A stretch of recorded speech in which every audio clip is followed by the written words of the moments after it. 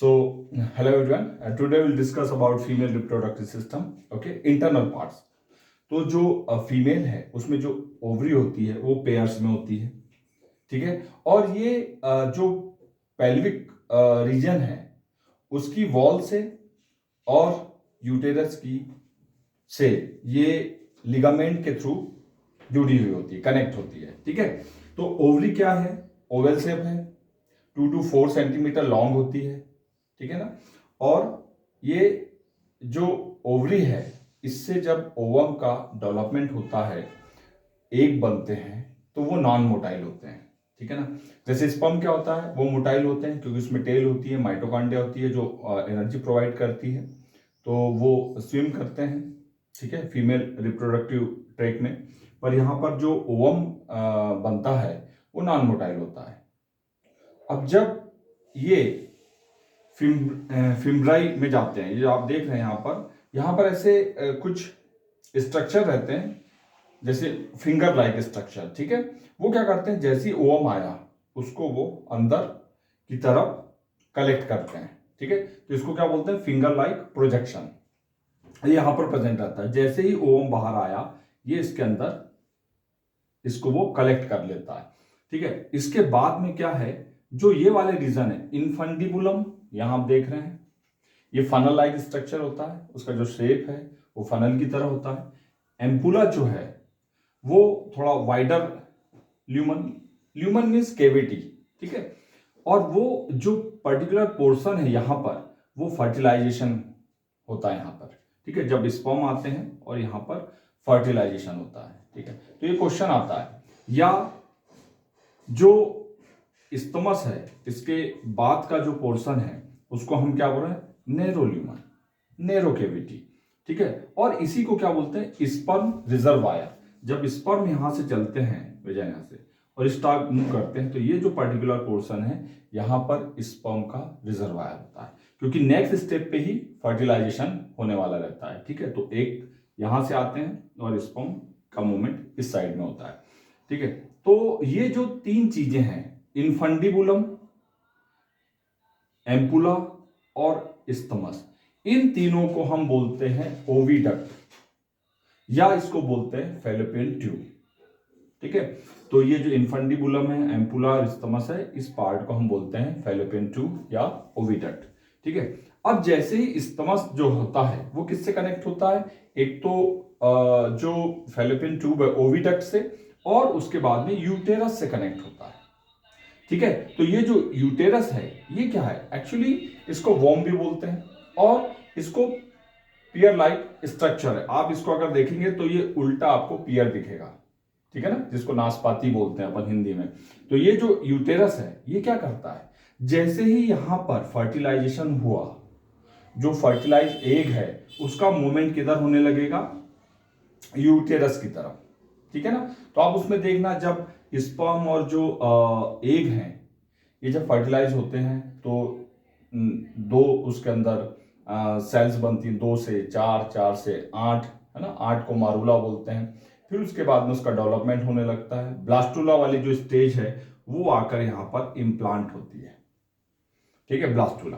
है, तो यूटेरस क्या करता है, नरिश करता है, ठीक है। जो फीटस है, जो पर्टिकुलर जो फीटस है उसके डेवलपमेंट को वो यहाँ पर क्या करता है, नरिश करता है, मतलब न्यूट्रिशन प्रोवाइड करता है, किसके थ्रू, एंडोमेट्रियम के थ्रू। यहां पर 3 स्पेसिफिक यूटेरस के अंदर लेयर होती है, एंडोमेट्रियम, मायोमेट्रियम और पेरीमेट्रियम। तो एंडोमेट्रियम क्या करता है, इंप्लांटेड जो रहता है ओवम, है ना, उसको यहां पर वो इंप्लांट करता है, इस पर्टिकुलर एंडोमेट्रियम। तो एंडोमेट्रियम में क्या है, बहुत सारी ब्लड वेसल्स होती हैं, न्यूट्रिशन प्रोवाइड करते हैं, और इसी से क्या होता है, प्लेसेंटा का डेवलपमेंट होता है। जो फीटस को, जो बेबी है उसको मदर से ऑक्सीजन और न्यूट्रिशन प्रोवाइड करते हैं, और जो भी कार्बन डाइऑक्साइड रहती है वो प्लेसेंटा के थ्रू मदर में वापस चली जाती है ना।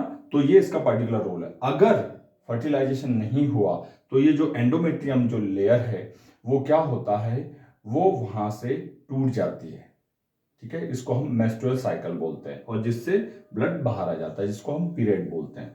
इसके अलावा मायोमेट्रियम होती है। जब बेबी का यहाँ पर फॉर्मेशन हो गया तो जो स्ट्रॉन्ग कंट्रैक्शन करती है, जिससे क्या होता है, डिलीवरी होती है, बेबी बाहर की तरफ आता है। ठीक है ना। तो ये पर्टिकुलर यूटेरस की लेयर्स हैं। इसके अलावा क्या होता है, ओवरी में आपको पता होगा एक तो एस्ट्रोजन और एक प्रोजेस्टेरॉन हार्मोन्स है, वो सीक्रेट होता है। तो वो जो प्रोजेस्टेरॉन हार्मोन्स क्या करता है, वो बहुत इसेंशियल है किसके लिए, इस एंडोमेट्रियम को मेंटेन करने के लिए, है ना। और जो एस्ट्रोजन है वो क्या करता है, वो उसके बाद में ब्रेस्ट का डेवलपमेंट करता है, ठीक है ना। और जो प्रोजेस्टेरॉन है वो क्या करता है, उस ब्रेस्ट के डेवलपमेंट में हेल्प करता है ना। लैक्टेशन का फॉर्मेशन होता है, आप आगे पढ़ेंगे, प्रोलैक्टिन, ऑक्सीटोसिन, ये रिस्पॉन्सिबल होते हैं। तो आपने यहाँ पर आज क्या देखा, फीमेल रिप्रोडक्टिव सिस्टम। ठीक है, तो एक बार मैं बहुत फास्ट आपको बताऊंगा।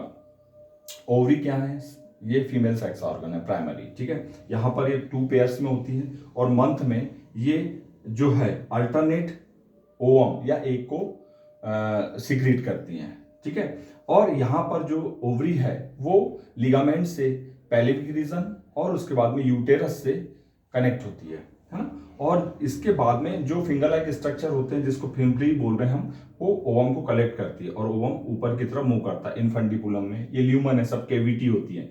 एम्पुला क्या करता है, वहां पर फर्टिलाइजेशन होता है। ठीक है, और जो स्टमस है वो क्या करता है, वो स्पर्म का रिजर्वायर है जो कलेक्ट करता है स्पर्म को। ठीक है, तो ये जो तीनों चीजें हैं इसको हम बोलते हैं फैलोपियन ट्यूब या ओविडक्ट बोलते हैं। ठीक है, तो क्वेश्चन आता है कि फर्टिलाइजेशन कहाँ होता है, तो या तो फैलोपियन ट्यूब में, या अगर आंसर है एम्पुला तो एम्पुला में। इसके बाद में यहाँ पर जायगोट बनना स्टार्ट होता है, डेवलपमेंट होता है, जिसको मारूला स्टेज बोलते हैं। 8वीं जो सेल्स होती हैं, उसके बाद में जब ब्लास्टुला बनता है तो वो आकर एंडोमेट्रियम मतलब यूटेरस में यहाँ इम्प्लांट हो जाता है। और एंडोमेट्रियम क्या करता है, वो उसको न्यूट्रिशन प्रोवाइड करता है। ठीक है, और वहीं से प्लेसेंटा का डेवलप होता है, क्योंकि एंडोमेट्रियम में ही ब्लड वेसल्स हैं। ठीक है, और इसका डेवलपमेंट हो जाएगा। अगर फर्टिलाइजेशन नहीं हुआ तो जो एंडोमेट्रियम है वो क्या होती है, ब्रेक हो जाती हैं, क्योंकि उसमें ब्लड वेसल्स होती हैं और उसको हम मेंस्ट्रुअल साइकिल बोलते हैं, पीरियड, और ब्लड बाहर आ जाता है। ठीक है, अगर बेबी का डेवलपमेंट यहाँ पर हो गया तो जो मायोमेट्रियम है उसका रोल बहुत इंपॉर्टेंट होता है, क्योंकि वो स्ट्रॉन्ग कंट्रैक्शन करती है, जिससे क्या होता है, डिलीवरी बच्चे की, बेबी की होती है। ठीक है, और जो ओवरी है वो 2 हार्मोन सीक्रेट करता है, आपको पता है, एस्ट्रोजन और प्रोजेस्टेरॉन। तो प्रोजेस्टेरॉन किसको, एंडोमेट्रियम को मेंटेन करता है। ठीक है, वो इसेंशियल है। और जो एस्ट्रोजन है वो क्या करता है, उस समय पर जब फर्टिलाइजेशन हो जाता है, ये प्रोसेस स्टार्ट हो जाती है, तो ब्रेस्ट में को डेवलप करने में रिस्पॉन्सिबल होता है ना, इसेंशियल होता है। और जो प्रोजेस्टेरॉन है वो लेक्टिन फॉर्मेशन के लिए उसको रेगुलेट करता है। तो यहाँ पर प्रोलेक्टिन और ऑक्सीटोसिन जो हार्मोन्स हैं, उसके बाद में मिल्क प्रोडक्शन होता है। तो ये आपने देखा female reproductive system. I hope you understand. Thank you so much.